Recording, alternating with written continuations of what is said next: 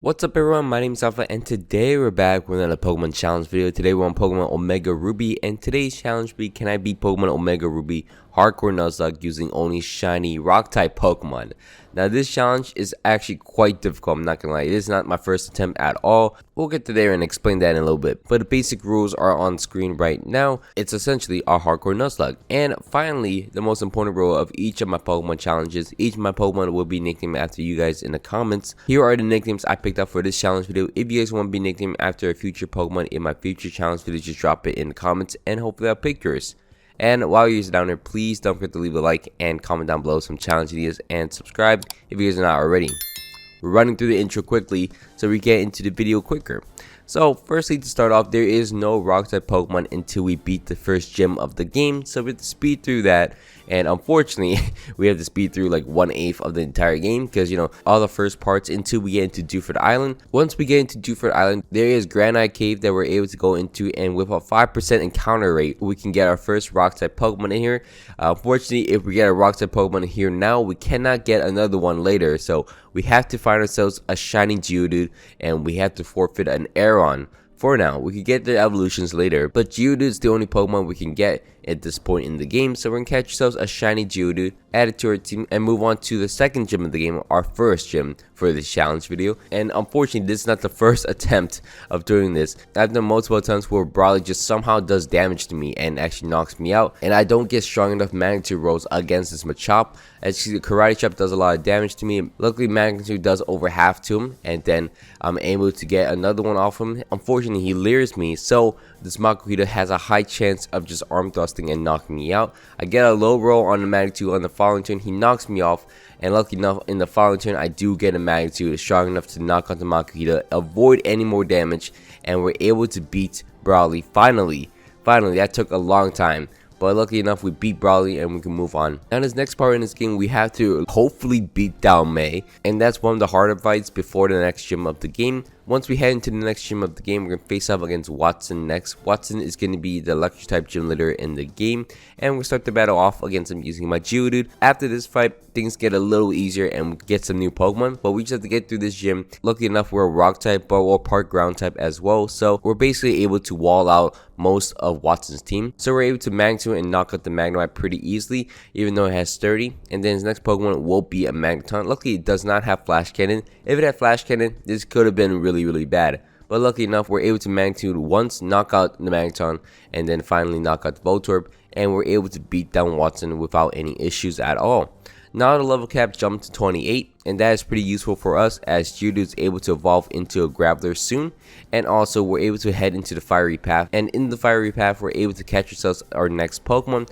Our next Pokemon is going to be a Slugma, which isn't part rock type at all. It's a fire type Pokemon, but when it evolves pretty late in the game, it will turn into a fire and rock type Pokemon, which we can use later on. So we're going to add this Slugma to our team and have it for later into after the 6th gym of the game. We can evolve it, so we'll just have it on our team but not actually a member just yet. And then we can move on into Meteor Falls where we can actually get our next Pokemon, and our next Pokemon is going to be a Solrock, which is a decently high encounter in Meteor Falls. We're able to find ourselves a Solrock pretty fast and we're able to capture it, add it to our team, and Solrock is actually a pretty decent Pokemon. Surprisingly, Solrock is actually my favorite Pokemon from this challenge video because it starts sweeping everything, it has a lot of attack stat and a lot of special attacks, so it's a nice mixed attacker for some reason, and it has good typing. It has Psychic and Rock type moves, and it could learn Ground type, it could learn Earthquake at one point, so it's actually pretty useful.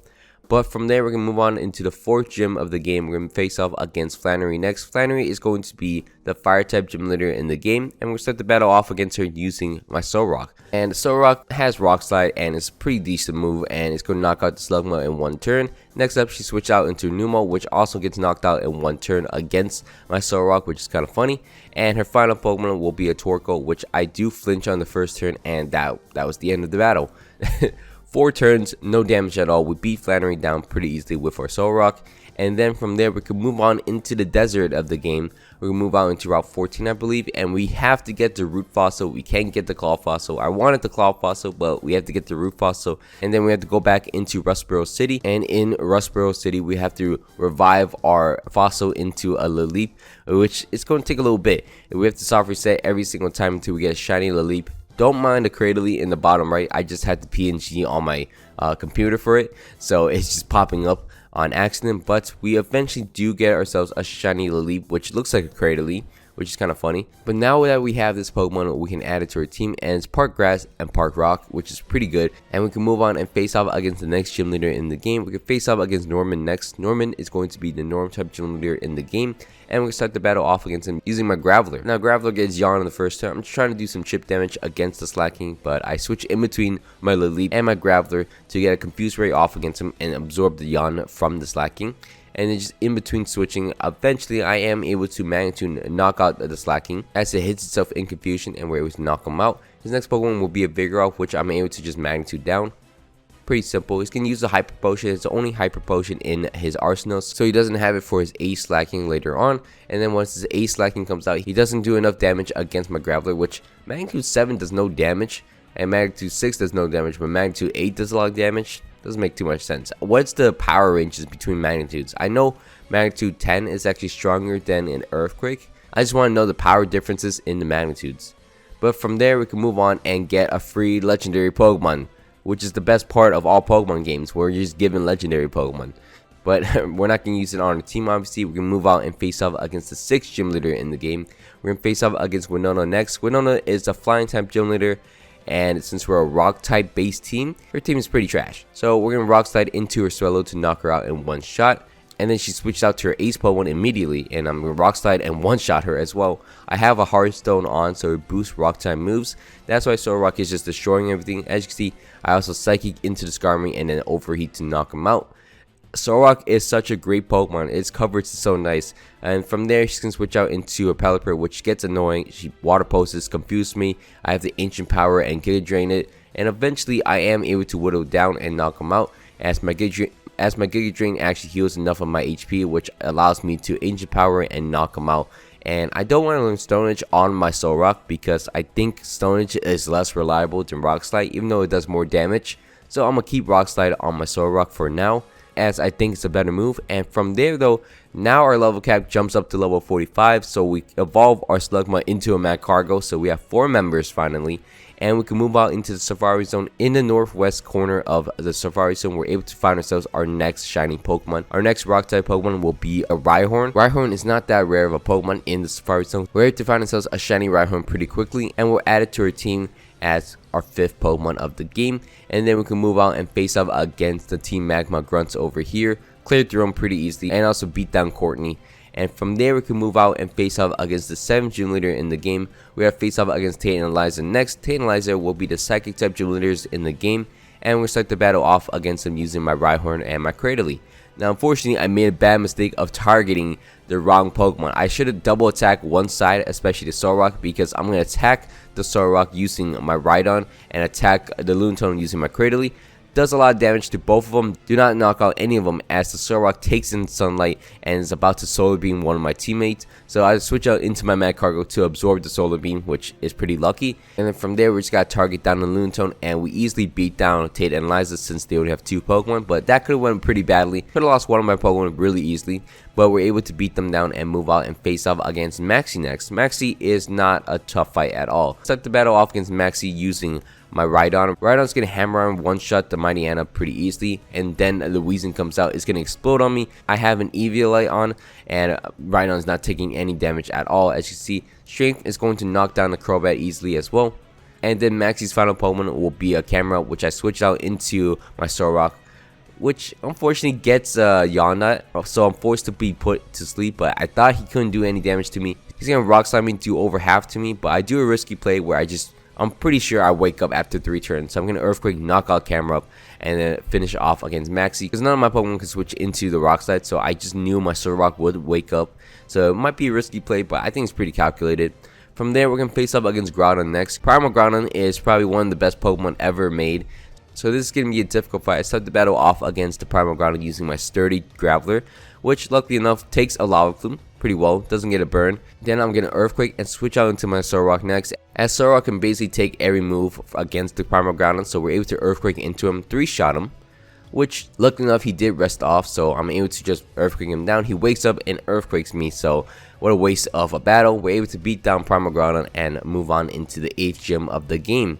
Now the 8th gym of the game, now we're going to face off against Wallace next, the water type gym leader of the game, and we're going to start the battle off against him using my Solrock first, because Solrock, though he's part rock type, he's not going to go down to the Love-Disc. So I'm going to save some HP for my Cradily, as I'm just going to Earthquake, knock out the Love-Disc pretty easily. Switch my Cradily into the Maletix Hydro Pump, which it missed. So we're able to just Giga Drain it up as he hits me with an Ice Beam, and I'm able to just make him recover stall, which isn't a great play for him, because eventually I'm going to figure out the Energy Ball does more damage. So I'm just going to Energy Ball down the Maletix, as it's just not able to ever hit me once again. So we're able to Energy Ball and knock out the Maletix eventually, and down goes the Maletix. Next up, he's going to switch out into Celio, which gets one shot to its face. His Wish Cast gets one shot to his face, and his Sea King also gets one shot, and we're able to beat down Wallace pretty easily, get the 8th gym badge of the game, and move on into Victory Road. Now in Victory Road, there is one last Pokemon for us to get in here. There is a rock type Pokemon for us, and it is going to be an Aeron. We're going to search out hard enough to find ourselves a shiny Aeron. This Aeron's a pest itself, because it barely caught in one of my Pokeball. Lucky enough, we catch ourselves a Lairon and have a 6th member of our team. And then we're going to move out and clear through the Elite Four, which is kind of funny because our Mad Cargo sweeps through Wally's team, which is a very bad look for Wally, because who gets swept by a Mad Cargo ever? So Mad Cargo sweeps him down, and we can move out into the Elite Four, and we can face off against the Elite Four next. Our first Elite Four member we're going to face off against is going to be Sydney. Sydney's going to be the Dark type Elite Four member of the game, and we're going to start the battle off against him using my Rhydon. He's going to crunch me as I almost one-shot him with my Hammer Arm, but he's going to heal up, and then I one-shot him. He's then going to switch out to a Shift which I'm pretty sure I could survive a hit, as I have an Eviolite on my Rhydon, and I was pretty sure, as he does over half to me, but I'm able to Hammer Arm once again to knock him out. Now his Cacturne comes out, he has another Grass and Dark type, so I'm not going to mess with that. I go out into my Mad Cargo, which will Flamethrower and knock out the Cacturne, as he switches out to a Sharpedo next, which I'm like, time to go into my Cradily. Cradily will Giga Drain and knock out the Sharpedo for us, as we're able to also Giga Drain down the Absol, 2-shot him and knock him out. And down goes Sydney, which is a pretty easy fight. Next up, we're going to move on into the next Elite Four member of the game. We're going to face off against Phoebe next. Phoebe is going to be the Ghost type Elite Four member, and we're going to start the battle off against her using my Rhydon.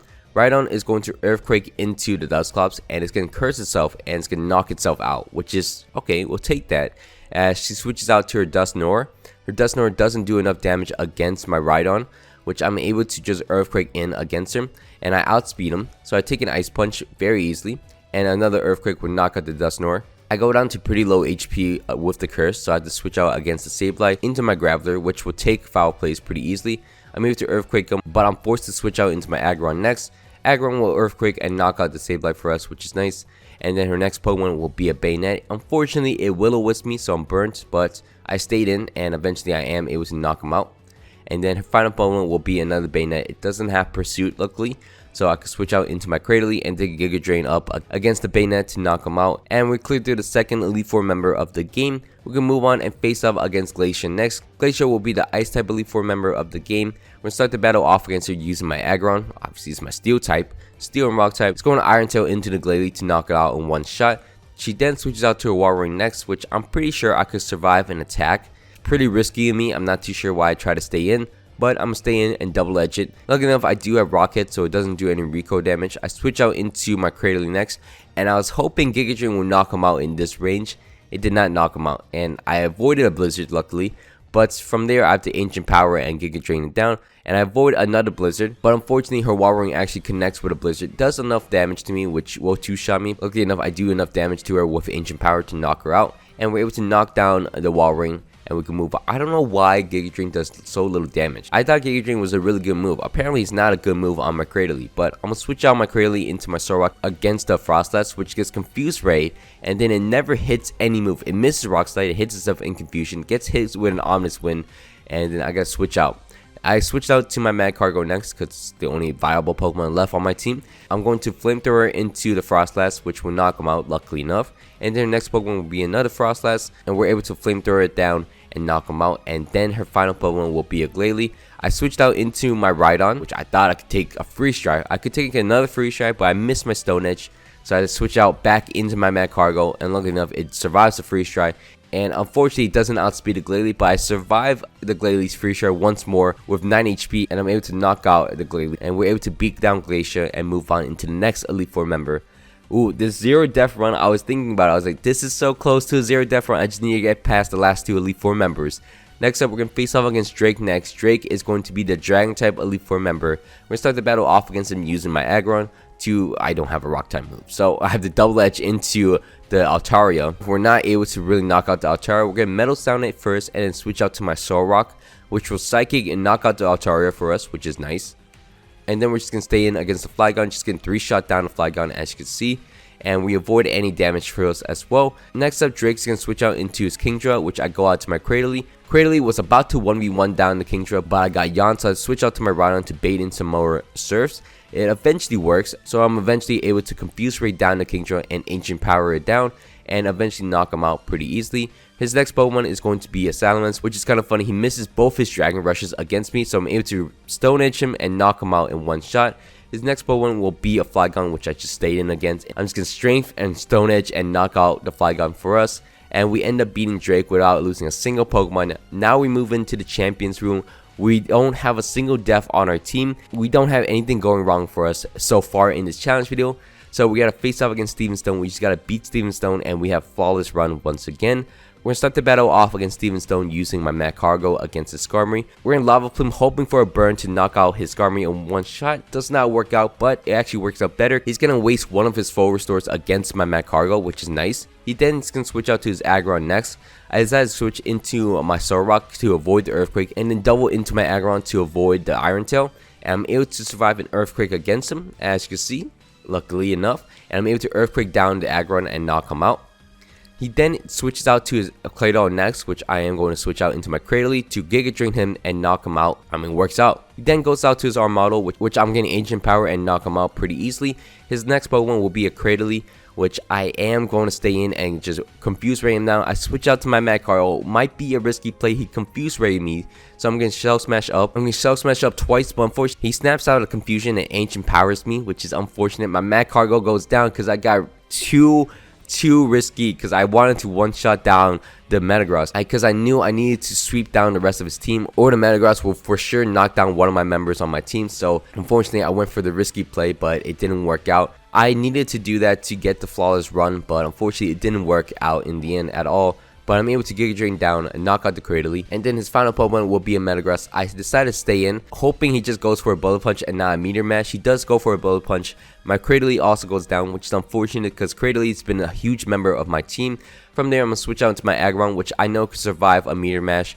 It survives one, it's going to Bullet Punch me, knock out my Aggron as well. And then all I got to do is switch out to my Rhydon next. And Rhydon has enough power to knock out the Metagross. I survive a Meteor Mash and I'm able to Earthquake, knock out the Metagross, and we're able to beat down Steven Stone. Unfortunately, we lose 3 members at the end of this challenge video, which is unfortunate. We almost had a flawless run once again, but unfortunately, luck was not on our side. I feel like I couldn't do anything differently because once the Metagross comes out, it was gonna knock out some of my Pokemon. It has so much power, I could not one-shot it at all. I needed to go for that Magcargo play, but unfortunately, it did not work out for me at all.